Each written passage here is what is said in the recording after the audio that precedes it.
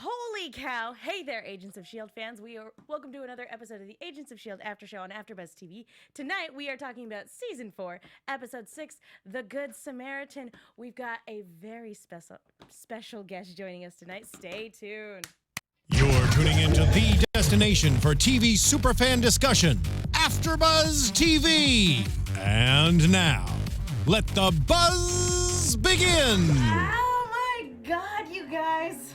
Oh my God. Did you all just see what I just saw? What'd you see? I saw an episode of Agents of S.H.I.E.L.D. And it was awesome! There were Ghost Riders! There were Multiple Ghost Riders! We're talking Ghost Riders on Ghost Riders! All right, guys. We're not going to waste any time. Let's just go ahead and get right to it. Let me introduce my panel. I'm your host, Megan. You guys can follow me on Twitter at @TheManguin. That's TheMenguin. We are going to be keeping an eye on the hashtag ABTVMarvel tonight. Let me introduce the rest of my fantastic panel. To my left, returning champion, Matt Liberman. Hello, hello! Oh, it's good to be home. It's good to be back with you guys. I'm so glad that I can be here. It's so good to have you in studio, man. Yeah, thank you. Thanks for having me. It's a Been blast. like a full season since we've I had know. you, It's so- been a very long... Well, I was here for like the finale last year, I think? Season 2 finale. Season 2. When we all cosplayed. Oh boy, that was a long time ago. But you are being gracious enough to join us while Agent Jesse is off on assignment. So thank you very much for joining He's us. off saving the world. Off doing stuff and things and stuff. To his left, Zach Wilson. Hey guys, Zach Wilson. You can find me on Twitter and Instagram at @ThatZachWilson. But that's not important. What's important is the guest that we have joining us today in studio, Felipe Smith. Hey, what's going on? Can I get my Twitter information too? Yeah. Yes! I'm Felipe Smith. You can find me at Felipe Tweeters, FELIPETWEERS. And then on Instagram, Felipe Smith Art. Same thing for Tumblr. So, Sweet. I don't know if you guys can tell from that angle over there or at any of the angles from the ways the camera is looking, but Felipe's name happens to be all over those comic books that are adorning our desk at the moment. Yeah, Felipe. So because we didn't say it out Yeah, loud. maybe you should like tee him up because he's a big deal. Yeah, Felipe not only has written all new Ghost Rider, but created the character that we've been enjoying all season, Robbie Reyes. And gays. Yeah. Also created Gabe. And And Eli Morrow. all of these And, came from Felipe. Yeah. So we're honored to have you joining us so we can talk about tonight, because we got the origin of We Robbie did. Reyes. And it's a little bit different than what we're familiar with. So we want to hear your guys' thoughts as well. What did you guys think of the changes? And let's not waste any time before we get into any of the Isodyne stuff, before we get into Lucy and Eli and Joe and their all differing quests for power. Let's just talk about the thing that's on our mind, and that's the fact that Johnny Blaze was in this episode, guys. Hot fire! That's so cool. Yeah, man, it's so cool.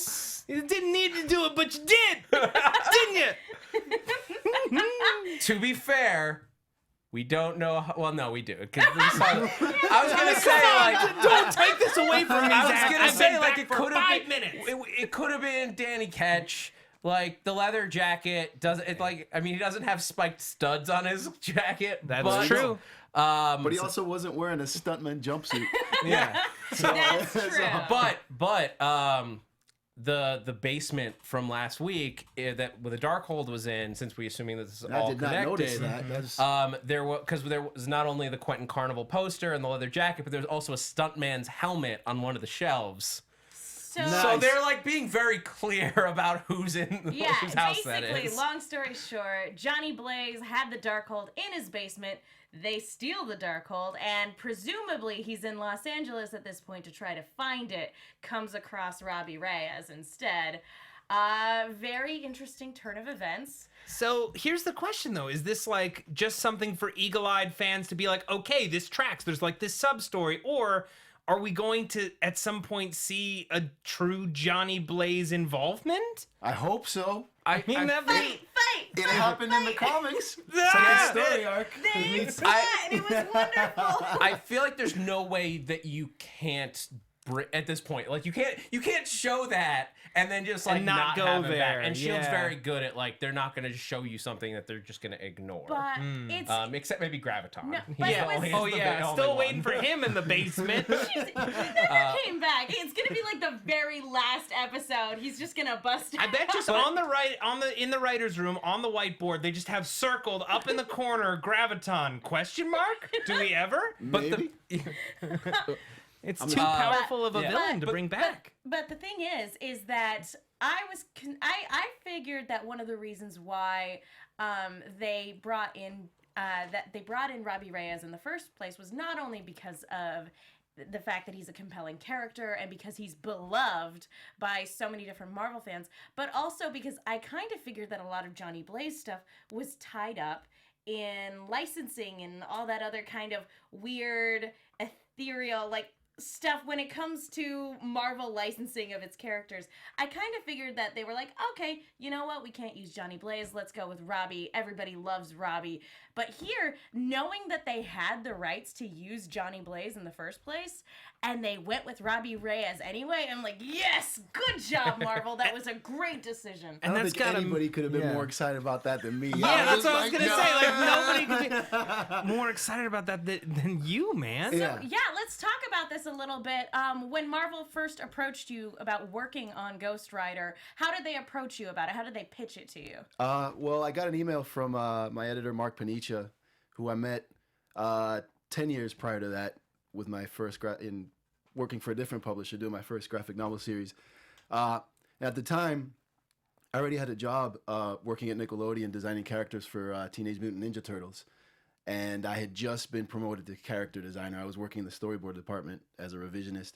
And then I get an email from Marvel as I get this new job that I was pumped about. And he's like, hey, like, we got something for you might like. And then they said, hey, like, it's Ghost Rider. And so I'm on the phone outside talking to him, and I'm thinking, oh, Ghost Rider. And I'm like, a lot of stuff has been done with the character, and it's been a couple decades. And they had the movies coming out with Nicolas Cage. And so just truthfully, I was like, well, what could I do with Ghost Rider that's different, that like people would be really into? And then he said, well, we got 2 stipulations. And I was like, okay. And he said he's got to be younger and he's got to drive a car, and it's a new character. And the minute I heard the car, I was like, okay, like that sold me, because number one, I knew we were going to get attention. And primarily I thought it would be negative because it's not a motorcycle. So how the hell is that Ghost Rider? So at least I think our first issue would get people hopefully picking it up just to tear it apart and be like, this is garbage, this is my Ghost Rider. So, and the fact that it was a different character, so we weren't really revamping or changing or getting rid of, Johnny Blaze or Danny Ketch or Alejandra Blaze or Jones, depending, or Carter Slade. It was just an entirely new guy. And so after that, once the only 2 stipulations were younger in the car, and he's like, do whatever you want. Like, I just moved him to LA. I kind of changed a couple different things.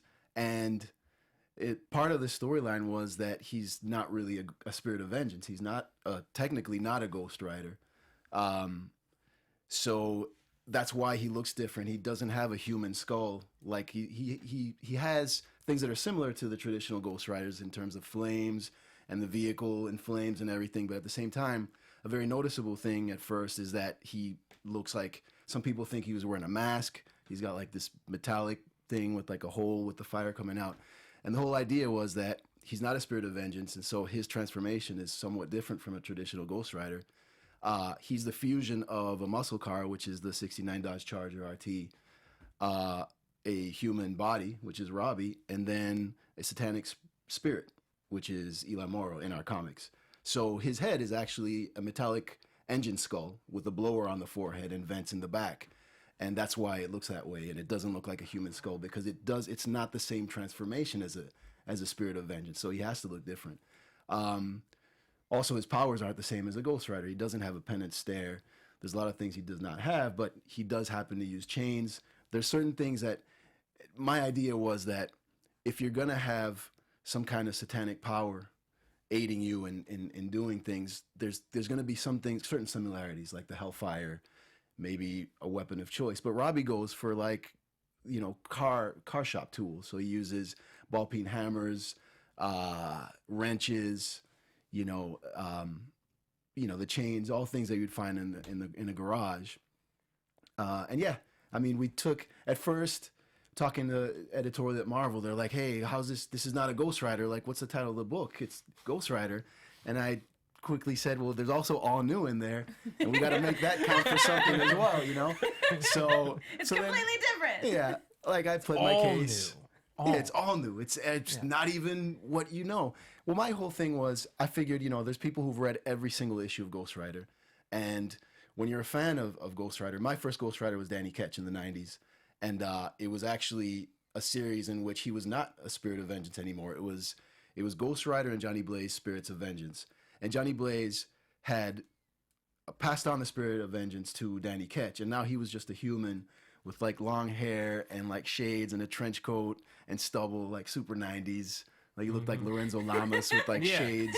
Perfect. And then, Danny Ketch was the Ghost Rider that actually popularized the character in the 90s with the spikes and the chain and that like modded out like modern looking motorcycle with like the shovel head. And that's the look they went with for the movies with Nicolas Cage, where it was, the leather and the chains and the spikes. Originally, Johnny Blaze had a jumpsuit. He was a stuntman at a carnival. And I feel it was more based on like Evel Knievel and like, cause it was the 70s, you had like a counterculture, like biker kind of like whole theme going on, like Easy Rider and all that kind of stuff. It was like a cool character that kind of went against the norm and was like, your anti-hero. And, a skull in flames is like super badass. It's like what you always imagine someone getting as a tattoo, So this character was that. And then the whole stunt thing and like motorcycles, had their own identity at the time.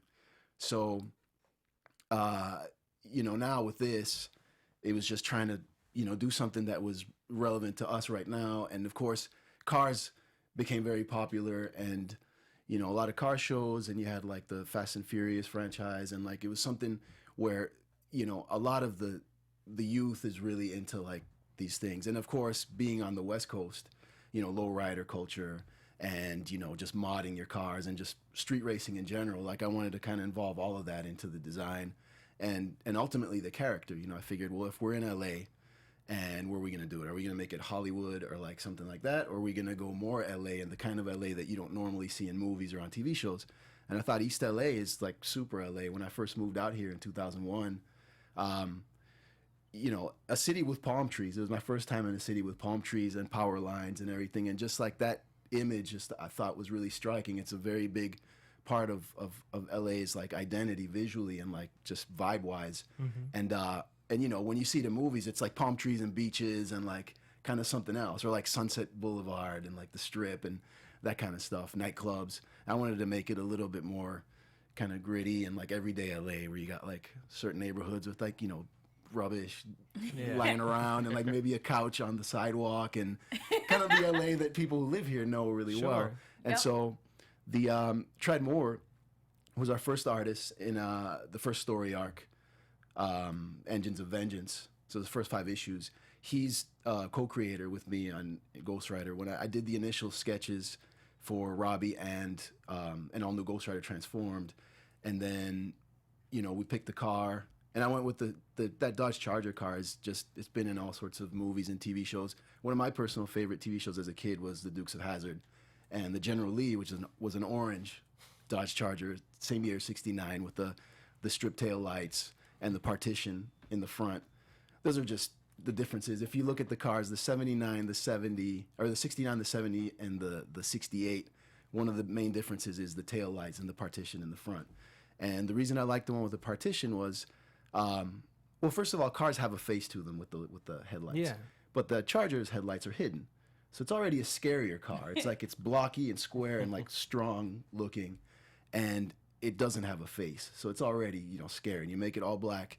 And then the particular thing about the 69 is the partition on the grill makes it kind of look like a skull. You got a silver rim with the partition in the middle. It kind of looks like you're looking into like the the empty, sockets. vacant eyes. Yeah. And Teeth coming at you. it looks so good on the screen. Oh, man. yeah, Like, looks totally. yeah. so amazing. So bringing it to screen, like the big thing in this episode is we finally we knew that there was something different about his origin story coming in. How does that like line up? Like obviously this is Agents of S.H.I.E.L.D. was going to do what they were going to do with the character, and they also had to deal with people who were not familiar with Robbie and but were familiar with Johnny Blaze's origin story. How does it feel to see like all of those things change for Robbie's story? Actually, I'm very happy with what I've been seeing so far, and I'll tell you why. Like, we've all seen different iterations of things that we like through animation, comics, TV, movies, and a lot of times they're not very faithful to the source material, or they take it in a direction that might not work too well for a lot of the fans. I was well aware that probably a lot of things might change, for TV. And at Marvel, publishing TV and movies are separate, and, they have their own creative groups that do things. But the biggest thing, the more I started seeing things, like I'm wearing right now, I don't know if you can see it, I don't know where I should point this, but this is my first cover to issue 1 of All New Ghost Riders, my variant, and it features Robbie standing in front of the Hell Charger. And when before season 1, they had like their teaser promotional art, and it was this shot. It was Ghost Rider standing in front of the car. They just flipped the car the other way, but he was in the same stance, and when I saw that, I'm like, hey, maybe like these guys kind of might be all right with the source material and want to actually use it for like stuff. And the more, eventually I went to the premiere and I got to not only meet Gabriel Luna, who plays Robbie, and I think he plays him really, really well. I mean, his characterization, again, I'm going to be geeking out like crazy right now because again, like when you come up with something and like you're drawing it and whatever, and like you're thinking, all right, it needs to be like this and like that, seeing somebody else take it and like treat it with care and really like stick to a lot of like the fundamentals of what like you'd hoped for and like you came up with originally is something that makes me really happy. And like seeing, Gabriel, his name's Gabriel, like his brother. So like on set they have problems because there's a Gabe, there's somebody, Lorenzo's playing Gabe as a character, but his name is Gabe, but he's playing Robbie. So the director yells Gabe, and both people what? Yeah, exactly. But the fact that when I first met Gabriel, he just told me, hey, like I was excited to meet you, and of course, like you draw comics for a living and sit somewhere and you're not on TV or doing anything like that. Somebody who's like portraying characters and like has like a lot of exposure telling you that just seems kind of surreal and like weird, But he was like, yeah, like I'm happy to get to meet you finally, and like we talked about the character a lot and about like the books and everything, and I was like thinking, I'm nodding and I'm like, I'm thinking, man, this guy like read the comics, like he's like into it, and a friend of mine at work told me, it's different times now. You have people in movies and TV and just doing all sorts of stuff that are more in tune with like popular culture. Comics and animation are becoming more popular culture, more than they were at least when I was growing up. And so now you have people playing these parts who are really into the actual medium, which is comics. And I feel like, I just told, I told Gabriel, like, you couldn't expect more, like hope for more as a creator than to have somebody, playing the part of a character you wrote and actually be invested in that way, And a lot of like, I look at photos of like him, in different scenes, and just his posture and like his demeanor and like just the way he turns his head. It's like, looks like a lot of the drawings that I did, just to promote the series. Because at the time I was writing it, I didn't get to draw. I did get to draw issues 11 and 12 of the second story arc, which I was like super pumped about. But yeah, seeing like an actor really care about that and like commit to like getting it as close as possible. And then I met Mark Kopak, who's the head of supervisor of visual effects for the show, and like, the all new Ghost Rider in the show has a bone skull, which ours has like a metallic like skull. But the closer I looked at it, it had cracks that mimicked the actual lines on the line like patterns and the blower on the all new Ghost Rider skull. And they'd stylized the jawline and the eyes, and like they emoted by like, moving. And so they were doing a lot of things while still staying closer to the version of Ghost Rider that most people know, which is, a human skull with like, the leather jacket and the pants, which our guy in the comics has like a full like leather jumpsuit. Right. Which most people aren't used to that. And it had to be different for the comic, but in the show, they still... I remember we noticed like when the first like the reveal, like the cracks like was a perfect like way to pay homage to the drawing. And now like seeing like how the accident played out, and also just attention to detail that the show has done is that's why the cracks are there. They even justified the cracks because of the accident. Just like broke his skull, whereas Johnny Blaze or the Good Samaritan's skull was completely intact. Also, looks very. That's the other thing that made me really happy is that they have different looking skulls. Yes. And like it maybe if they're ever on screen together again, you're gonna be able to tell them apart. Yeah, but it's like I don't know. Maybe I'm crazy or I'm looking for it. But I feel like tonight I noticed more than ever how close it looks to the original design. Like I feel like even the tone of the bone looked closer, like to like a slate gray, like closer to something metallic versus like a dry white. Do you know what I mean? Like they're trying to very carefully toe that middle line. Another very important thing, the actual like burning embers in the eye sockets that give like this Ghost Rider so much expression are also in the comic. Like traditionally, again, Ghost Riders were like this scary like face of death skull with vacant eyes. With vacant eyes, yeah. And you know, Robbie's version is a little different. They did that. And talking to Mark Kolpak, the VFX supervisor, he even like there's like a whole vent effect because he has vents in the comic where like it intensifies when he gets angry and like you'll see it shoot out of the crevices on the side of the skull. And like again, like when I met him at the premiere, we were talking about like how, you know, he would figure out like how the effects for the car and the skull, and he's like, how do I make this look right? And it's like it's got to be like this and like that. And again, like you couldn't ask for more from a creative crew. I mean, even Ann Foley for like just all the costume design for all the characters and everything. Like they've all like really gotten into it and like done. I don't know. Again, I'm geeking out because there's a difference between working with like professionally with a group of people who are very capable and they're just doing their job, and then people who are very capable but also like they're just really getting in there and fine tuning, and you know, because the devil's in the details. Yeah, there's there's a passion there. Yeah. Well, like, because like let's talk about the devil. Because like Robbie keeps saying he made a deal with the devil, so he like cries out in midair to anyone who would help him, and then the Ghost Rider shows up. Is that a random coincidence? I can't think it is at all. No. But so But like at the same time, it's, you know, like, Johnny Blaze just happened to be walking by. So like It's like, oh, what's well, going he on heard his over cry here? and he was nearby looking for the Darkhold. To me, that's like coincidence and opportunity. Again, the Darkhold being stolen gives him a reason to be in LA. Right. But it could be does that mean that something like is Zarathos? Zarathos. How do you pronounce that? Yeah. Whatever. Spirit of Vengeance. The Z-Man. Did he or like maybe Mephisto or somebody hear like his like dying prayer, and if they're controlling Ghost Rider, like just send him to like collect his soul, or to like activate him as like another Ghost Rider? Are there Ghost Riders all over the world? Like, I would working love this if this was. Are we talking about like a Buffy season 8 situation where we've got Slayer Central and it's just Ghost Riders all over the entire planet? The Antarctic Ghost Rider just riding past penguins? He puts his hand on Robbie's face and like it looked like a transference. Yes. Yeah, Right. and here's the question. Yeah, is it like with the story in the 90s where he transferred the spirit of vengeance to Robbie, Right. and now he's not the Ghost Rider Right. anymore? That Robbie's makes taken up way that more mantle. sense And than he what doesn't I have that curse, which like a lot of the previous Ghost Riders always felt that the spirits of vengeance was a curse. And a lot of the storylines, you know, Johnny Blaze or Danny Ketch, they fall to alcoholism and stuff because they're like, this spirit, I can't, you know, and transferring it is like, all right, well, you deal with this now. I'm out of here. I'm gonna, you know what? Forget the motorcycle. I'm gonna take the bus, and I'm done with this life.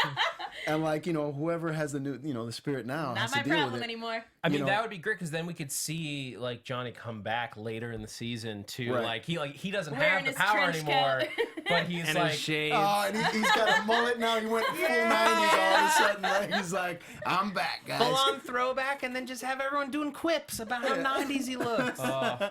Well, you know what I hope, and again, this is, I'm not involved at all with the TV show, and I'm you know, I write the comics, which we have a new series coming out in November, new Ghost Rider series. We've dropped the all new, and it features Robbie Reyes and Gabe Reyes, Spirit of Eli, and the beautiful Hell Charger.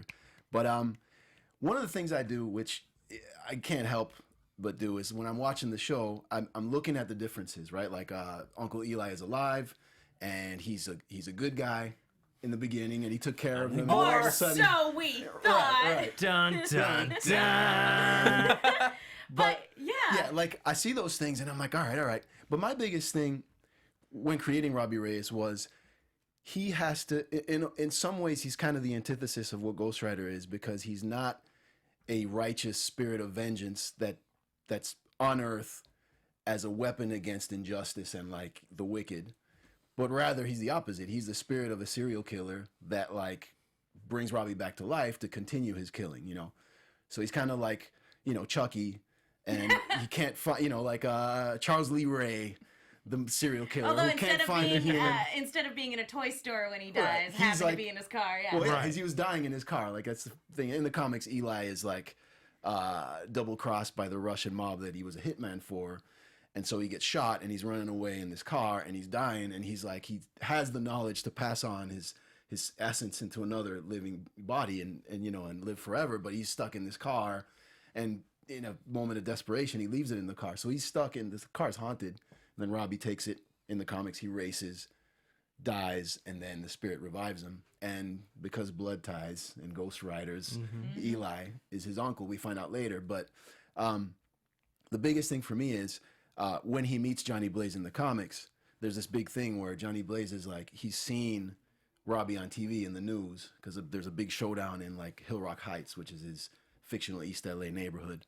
And which I made it fictional because I didn't want anybody to feel like I was misrepresenting their Sure. neighborhood or their Yeah, community. fair enough. Yeah. And a lot of bad things happen in Hill Rock Heights. So like, you know, but you know, we get this shot of somebody at a biker bar watching the news, and there's like a glimpse of like someone's cell phone photo of like this Ghost Rider type thing in a car.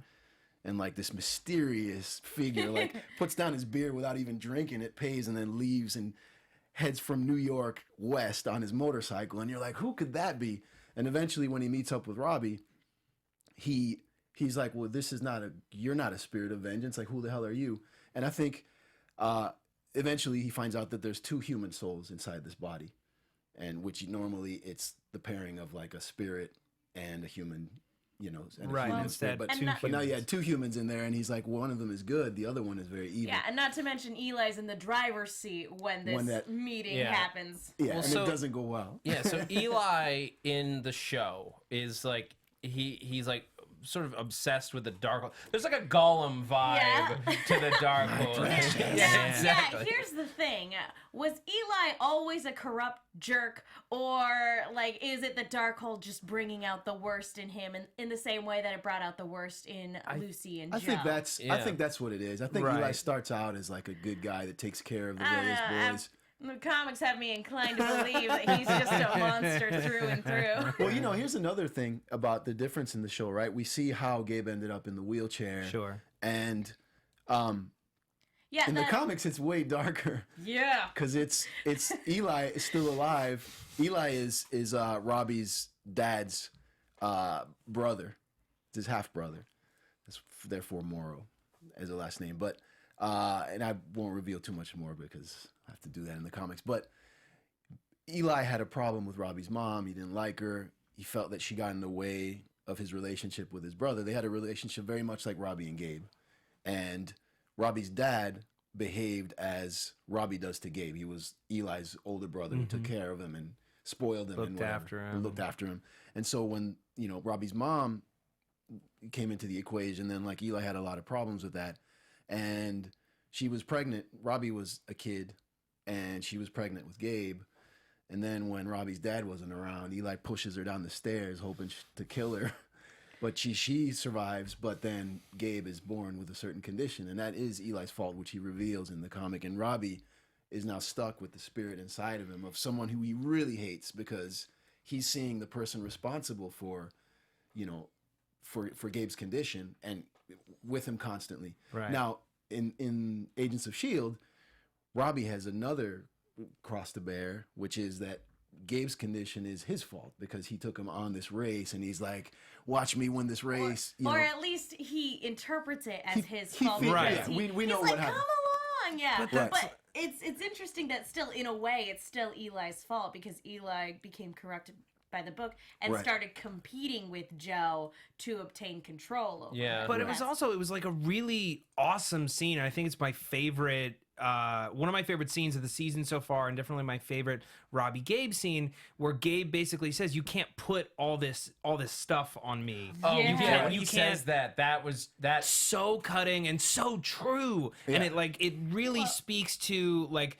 the beauty of their relationship, because Robbie harbors all this guilt, but like Gabe won't let him make that about him. He's like, if you're doing this killing, if you've got this vengeance, if you've got this need, it's not about me. You never checked with me, man. Yeah, and like we saw it in the episode where Gabe basically told Daisy to get out. He's like, "Look, I'm gonna look after my older brother. If I don't, nobody else will, because he's too busy doing what he thinks he needs to do to take care of me without taking care of himself." And even though he recognizes those faults in his brother, in this episode we still see him look at his brother with like the starry-eyed admiration of like, "You're a secret agent? That was a great. That's the coolest thing." He's like, I knew it. That was awesome because it spoke volumes about like what he'd been feeling all this time, because he knew something was up with Robbie, and he's like suspecting the worst. Like he's worried because especially in East LA, like he could have been like running with a gang or doing any number of things like at night. But to think, oh, you've been working for S.H.I.E.L.D. That's like That makes so much sense. Happy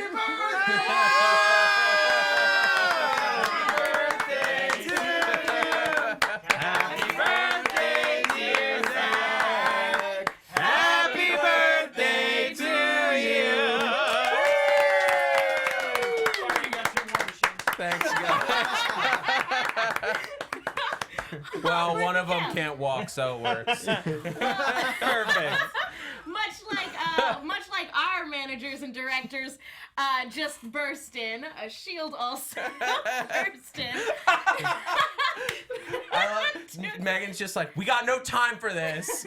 Right back into the show. Everybody, please do No. wish Zach a very happy birthday. If you're not following him on Twitter, why don't you go follow him at that Zach Wilson, huh? Zach Do with a that. CH. And wish him a happy the birthday. happiest Thanks, of guys. birthdays. That was ridiculous. I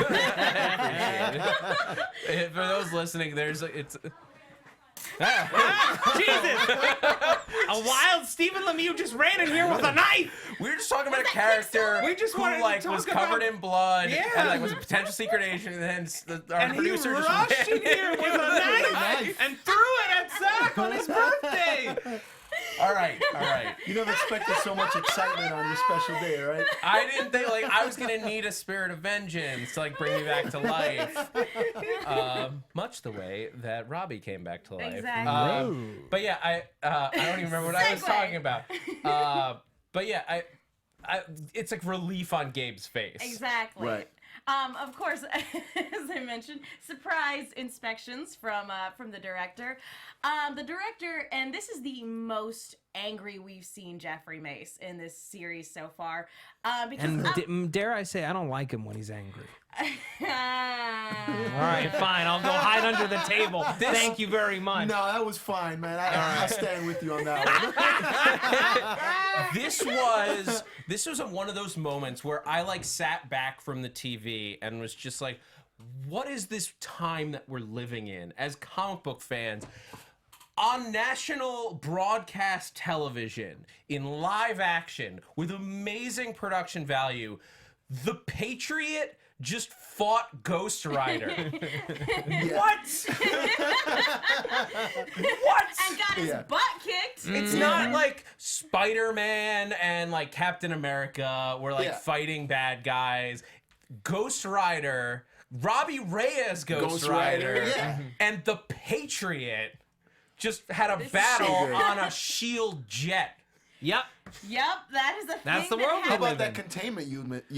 Nobody's ever Yes, opened yes, up. yes, Oh, my boy Robbie. 100%. 100%. And the thing that I love most about it is it's like a very elegant way to show that magic is far beyond any of their comprehension. Yes. And like every bit of preparation that they've ever had for anything, because S.H.I.E.L.D. has always been prepared for whatever, Right. will not prepare them for what comes next. It held It held Lash. Lash, thank you. Yeah. Freaking Lash. Lash, who had crazy powers. He could just like tear through a wall like it was like Energy open a beams. door. Like it was paper mache. He could just pop through a wall like he was the Kool-Aid man. And this, Oh yeah. but yeah, thank you. I was like, oh, please get that off of that. But yeah, like seeing this, you're absolutely right. It is the perfect way because we S.H.I.E.L.D. up until this season has been 100% rooted in the science part of the science fiction. And it was a beautiful way of just having Fitz there and being like, that's not possible. That's not a thing that should have happened. In the same way that Eli at the beginning of the episode is like, this isn't adding up. Nothing about these equations and in the experiment that we're doing make any sense. Right. Yeah. I will also point out, like, we do have, a couple of episodes with, like, Thor kind of technology and that sort of stuff. But, like, the Thor films explained away their worlds and their magic as just another form of technology. Right. It's so advanced that we humans can't comprehend it. comprehend it. We see it as magic, but they're like, no, this is science and it's proven. But, this is magic. Like, this is magic. Magic. Yeah. Well, it's interesting because I've been thinking with Doctor Strange coming out in 2 days. I've been thinking about it a lot because it still is going to follow a certain. It's science in the way that only Marvel can be science at a certain point. Sure. Because it's just a different set of rules. Right. Like, it still has rules, it still will has follow structure, a it set still of has rules. logic. Like they call it, like, instead of spells, it's quantum tech. Right. It's just what we call it. Okay. Right. It's a formula with chemicals, or like you could Isn't that argue what Fitz calls it? He calls it like quantum power cells. Yeah, or something? he calls them quantum, quantum technology. They keep saying quantum blank. Quantum is a word that doesn't mean anything anymore. All meaning has been stripped. But quantum does generally refer to time. So like the fact they Right. were stored in those cells and they woke up thinking they'd been in there for a few hours. Right. That makes sense. Yeah. Which- So so like I just want to figure out exactly what this chamber does. It creates matter and it lets because it sounded the way they described it almost sounded like the reality stone. Pretty much. From the like that they could just conjure life. Yeah, at the beginning of the episode, in his hand. we see them, conjure. Yeah, we basically see them create carbon In a magic bullet. out of nothing. In a freaking NutriBullet with LED lights on it. Infomercial for that look like. Right? I would watch it though. That sounds very compelling. Oh gosh, but yeah, it looks like the goal that Joe was working towards was to become the conduit, so that you don't need a machine to do it; that he could just do it from his bare hands. And as Eli was accusing him of becoming a god. Right. And it seems like that's sort of where they're taking Eli's storyline, as he's become corrupted with power. And all this time that he's been in jail, he's been secretly planning a way out to get back to this lab. Lucy popping up just happened to work out pretty well Right. for him. Yeah. So, again, it's interesting because when we were introduced to Eli, and we were sitting, we were like, because the first time he's mentioned is an offhanded comment from Daisy, and it's like, what? At the gas station. What does that mean? And comic book fans are like, dude, but everybody who's not familiar with it is like, oh, okay, he's got family. Uncle Eli. Yeah. Yeah. It's just Uncle Eli. Good old Uncle Good old Eli. Uncle, yeah. And given that they seemed to have a really good relationship prior to him getting jailed, it was very, it was like, how are they going to play Eli? And now that we've seen his true colors, I'm angry because I'm like, I should have just not trusted you from the start. We were thinking like, oh, they drastically changed this character. I wasn't buying it at all. No. Evil from the get-go. Yeah, well, Darkhold had a hold of him. Sure. You could blame it on that. So, but like him coming out of the chamber, like now he has the power, this power To in create himself. anything. I got the power. 9 kinds of matter. Just take the ingredients, throw it into the chamber, hit the buttons on the internal screen, and you'll have any kind of matter you could want. Delicious. Yeah, so like he's creating matter at the end. He's essentially a god. He can do whatever he wants. we've never faced a threat like this And he's before. corrupted by that book. Right. So, which has given him untold knowledge and could continue to give him untold knowledge. Now, here's my question about the Darkhold. Does the Darkhold have its own agenda, or is it just feeding entirely off the desires of the people who read it? Because it seems to me that it takes the core desire of, like, say, Joe, who wanted to create a device that could create carbon and potentially create food and cure global starvation, and then shifted it into turning him into a conduit to be able to create anything and essentially create life and become a god. Because think of all the good we can do. Right. So I'm wondering, does the Darkhold, or whoever created the Darkhold, or whatever possesses the Darkhold, have its own agenda for Eli now that he has this power? That's a good question. Interesting question, yeah. Yeah, because like it's hard. When I see the Darkhold, I think, oh, okay, it's basically the Necronomicon.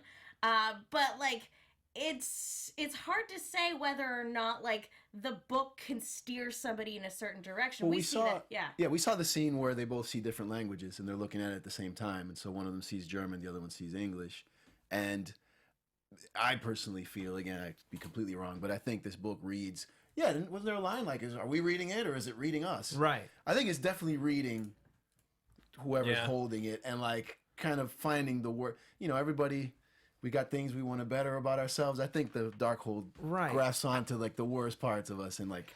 I guess what I'm asking is it using the people who read it? Right. To do its own bidding. Like, does it feed off of them? It could be. It definitely. It's always in the comics. It always requires like some dark like magic. Right. Like sacrifice or anything to use it. Yeah, you said like it required a soul to cast a spell. I think it was soul or blood. Like it gets, because it creates like werewolves and vampires and stuff. So it gets real weird. Tell me that Eli's gonna make werewolves and vampires. But like I think they traded those to make ghosts. Oh man. But the big Jesse's fond of calling them the Boo Crew. The one thing that, because as I was reading more about the Darkhold, like the Darkhold Redeemers are the team that like sort of is supposed to be like cleaning up after its mess and like hiding it, and obviously they're not doing a great job right now. If they're out there, they're get it together, guys. taking a break. They're on taking a nap or something. But they're also responsible for bringing, when Danny Ketch died at one point, the Darkhold Redeemers bring him back to life. So I'm wondering if there's going to be something where this like group is going to have to come in, if we're going to find a team that's like responsible for this magic stuff. Maybe next time, don't leave it in a basement somewhere. Maybe there's a supreme person we could go to who might be able to help with these things. Some kind of sorcerer? Yeah. Cape wearing Maybe a individual. doctor or something. That'd never work. He can't be normal. A group of He's mystics. gotta be Little out there. Yeah. little out He's a there, little off, you know? A doctor who's quirky? A Doctor yeah. Who's quirky? No, that's Maybe not we'll right. take a trip. I mean, the Zephyr could get to Greenwich Village pretty quick. I'm just saying. Random destination. Sure, sounds or so Hong Kong strange. or London. Or London. Do we want to talk about that preview at all, or should we? No, all we don't have just- time. We don't have time. We still gotta Because find here's out the where thing, Simmons like, is. Because here, okay, big Easter egg. Easter egg, by which I mean they directly made sure that you understood the reference. That I just appreciate it, because we had been teased about an Agent Carter like reveal in this Yes, episode. dog. The throwback to Isodyne Industries. Yeah, yes. this building that they're in, this lab, is like it's owned by Roxxon, and this is all related to the research that was started in season 2 of Agent Carter, when Peggy's boyfriend, I don't remember his name working with the offhand. dark matter. Yeah, he's like they're working with Zero Matter or the Dark Force. Ugh. Who names these things? Focus I like groups that are commentary. evil. Yeah, that was great. I love Max so much. Mac always has the best observations about all of the science fiction-y, alien, magical things that are just happening around him. He's like, one of the show's best creations over the course of the last 2 years. Like, to the point that he now has a signature prop. They Yeah. made him a shotgun axe that's permanent. We I got to said- hold it. When I went on set, yeah, it's awesome. They have a bloody one and one without blood on it. And oh yeah, That's awesome. We were saying last week, Mac is the greatest, the perfect. he can team up with anybody on the show and it Right. will be brilliant. Like when he teams up with Robbie, it's just like they have this perfect chemistry. Yeah. When he teams up with Fitz, you get Fitzmac and it's amazing. When he teams up with Coulson, you get Mac and cheese. Which cheese is one of Coulson's like call signs in the comics, so we decided that they're Mac and cheese. Nice. Fabulous. Also, Gabe and Robbie's favorite dinner. Yeah. Gabe's Yep. favorite is mac and does cheese. He love loves mac mac and and cheese. cheese. You know what? Like, I need to watch. I think it was the first episode where they introduced, not the first one they introduced Gabe, but when Gabe meets Daisy and they're having dinner. I need to have see to go what they're back eating. to see if they're eating mac If they're and eating cheese. mac and cheese again, like Agents of S.H.I.E.L.D. writers and like producers, like you guys are awesome. Like I mean, get Canelo's it. auto Well, and body, Gabe's- same. Gabe's a much like more adult version of He himself. is, but you know, Yeah. you never stop Yeah. liking the food you like. No, you I like had mac and cheese last you Oh, never no. like mac and Mac cheese. and cheese is delicious. That will never not be good. But yeah, where did Simmons get sent? Thank you. Yes, at the beginning of the episode, the director, none too happy with events like, I don't know, getting blackmailed, at the end of the last episode with a murderer and a renegade agent that S.H.I.E.L.D. is allegedly working with, and having footage of that, like, presented to him and getting blackmailed about it. Yeah, he's not happy. So Simmons was sent off, and we spent the entire episode with Fitz going, has anybody heard from her? Anybody? She hasn't called me. Does anybody know where She she's got at? black bagged. Yeah, Yes. they put a hood over. Like, Yeah, like, here you go. He's talking about like trust, and I'm like, trust her, trust her. But I mean, does anybody else think she has been straight up kidnapped by the mad dogs, war dogs, bad dogs, wild dogs, wild hogs, Keep going. old dogs, Watchdogs. watchdogs? Thank you. She is. I like you the think? mad dog. So I you think that because he was talking to the senator Yeah. last week, Her that Her it was a request, trade? her trade was give me the person who understands the most about inhuman physiology, and we are going to lock her up and use her to create some kind of bioweapon that will kill all Inhumans. I don't think so. Because You think it's going to be something smarter than that? No. It's just the director's an Inhuman. Right. And even though, like, yeah, Well, she may S.H.I.E.L.D. has not- put him in a bind right now. He would not, like, he still values the lives of Inhumans, and peaceful coexistence is still the S.H.I.E.L.D. directive at this particular I moment. still think he is ultimately a good guy. He may have like some bad means, and he's like, I don't know what he's up to. We still know that he's covering up something about what he did in Vienna, or it was just a complete fake. Which would make sense because the U.S. government Yeah. trying to put up basically a new Captain America, which is what the Jeffrey Mace character has always been. I don't know, guys. I don't trust anybody who doesn't like Han Solo. Yeah, That's He's so lame. but I bet his favorite is Mon Mothma. I love that that. it's so perfect that Coulson loves Akbar. Yes! The unsung hero of the It's a trap. trilogy. It's true. But yeah, I mean, we gotta start wrapping out. Yeah, Do we? I know. But, yeah. Should we just Alright. like rapid fire some predictions? Yeah, let's go ahead and do some rapid fire predictions. AfterBuzz TV predictions. And apologies to all of our reviewers on iTunes. We'll get to you guys next week. And a special apologies to Phil Coulson's left hand. We know you sent in your review, and I have it. Don't have time. We'll Don't get to have it next time week. tonight. We had a lot of good stuff to talk about. So, okay, rapid fire predictions. I don't think she's been kidnapped. I think she's been sent on a special assignment that required a hazmat suit. So he's still sending her into very invaluable like locations and missions.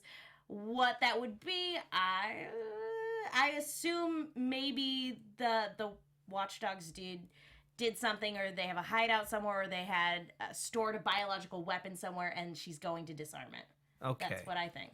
Okay. As for me, I think 100%, because she didn't get put in a hazmat suit. She got black bagged. They do not Yeah. want her to know where she's where going. she's going. That's how I. So people are going to meet her on the other end, including the woman who works for the government but is a member of the Watchdogs. They're going to claim that it is the U.S. government. They're going to ask her for information. They're going to use and abuse that information in ways that they wouldn't tell Jeffrey Mace. He was in a bind. Like, there's no way right. that she had to give him all the information about what they were going to do with the information. He just agreed to give them her. As for Eli, no idea what he's up to. I do think that the Darkhold has more of an agenda, and more like has kind of a hold on him that maybe he doesn't even realize. But yeah, that's all my predictions. Yeah, I mean, I think that we're gonna put the Darkhold away, but when Eli comes out, he's gonna be an unstoppable force now. I don't think he's going to be exactly using his powers for good, even as he may have been intended. I think he's gonna just be going for the book, and with these abilities, he's probably gonna be able to track it down pretty well. Does anybody else think that when Fitz finds out about the book, he's going to try to use it to stop Eli, or someone's going to use the book to try to stop Eli, but ultimately it's going to lead them down a dark path? I don't probably know gonna about happen. that. I like that. I don't know It's about going to happen that. in about 3 episodes. I don't know about that, but I have another one. I have another one real quick. With S.H.I.E.L.D. having custody of the Darkhold, say somebody like Fitz or Radcliffe gets a hold of it and decides, hey, let's bond a soul to this lady robot that Ada? I have. Mind blown over there. So Felipe, we know you can't say everything because you have seen some of what's coming. But any predictions you want to throw out? I've got a prediction that's like right on point. It's gonna be awesome. That's my prediction. Nice. Love it. Nice. Well, again, do we have any final thoughts since we got to wrap up? Last thing, just Felipe, thank you so much Yeah, for man. Thanks for having joining me. us. Yeah, no, That's thank great. you. Having it. The new book comes out this month, right? November, when yeah. does the new issue of Ghost Rider drop? I am not sure about the specific date. I want to say November 30th. That would be great for me schedule-wise, but it might come out That sooner is a than that, but, Wednesday. If anybody Okay. wants to know And that what would to get me be for Christmas. smart timing because S.H.I.E.L.D. is going to be off, guys, for a few weeks. Until November 29th. It's okay. It's all right. It's all right. But yeah, S.H.I.E.L.D.'s going to be off for a few weeks. It comes back on the 29th, so it would make sense to drop Ghost Pick up Rider Ghost book Rider #1. right after. That actually does sound like pretty good timing. And again, we've got the election and Thanksgiving, so it makes sense that we're taking a few weeks. Fine. It's upsetting. It's fine. But yeah, it's fine. Everything's fine.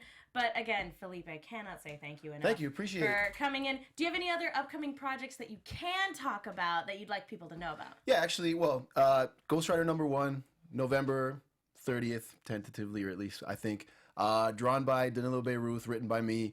We have a backup story written by me and drawn by Trad Moore, the original artist of the first story arc of all new Ghost Rider. Of course, we've got the first 2 story arcs of the character. If you're interested in Robbie and Gabe and Eli and the Ghost Rider, this version of Ghost Rider, and want to find out more and see what it's like in the comics, you've got Ghost Rider Volume 1, Agents of Vengeance, and Ghost Rider Volume 2, Legend.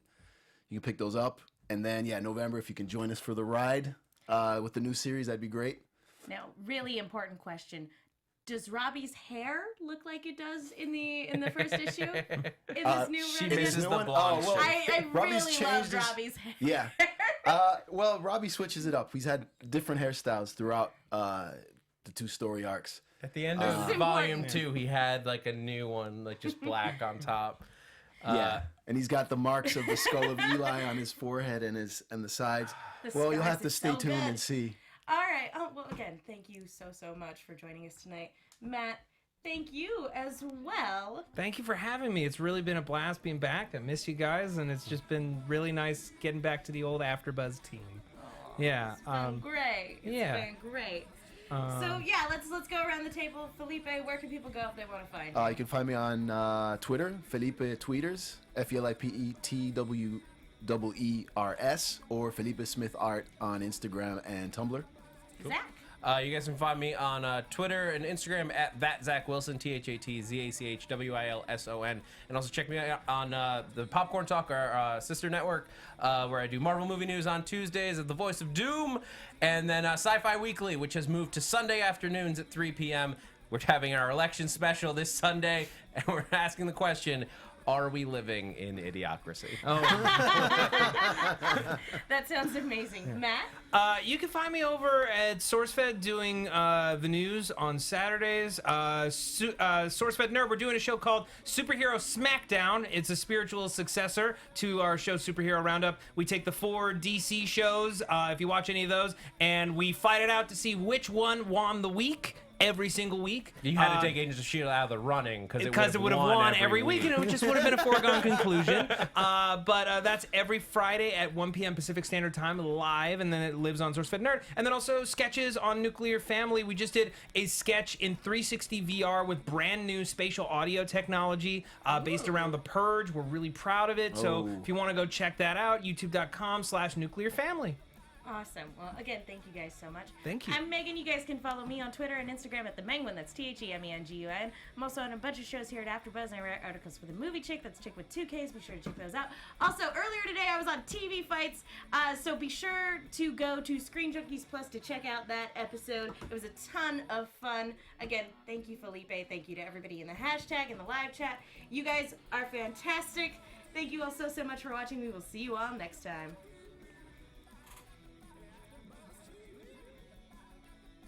From executive producers Maria Menounos, Kevin Undergaro, Phil Svitek, and the entire AfterBuzz TV staff, we would like to thank you for listening to the AfterBuzz TV network. To watch or listen to other after shows and post comments or questions, be sure to visit AfterBuzzTV.com. I'm Sir Richard Wentworth, and this has been a presentation of AfterBuzz TV. Buzz you later! The views expressed herein are those of the hosts only and do not necessarily reflect the views of AfterBuzz TV or its owners or principals.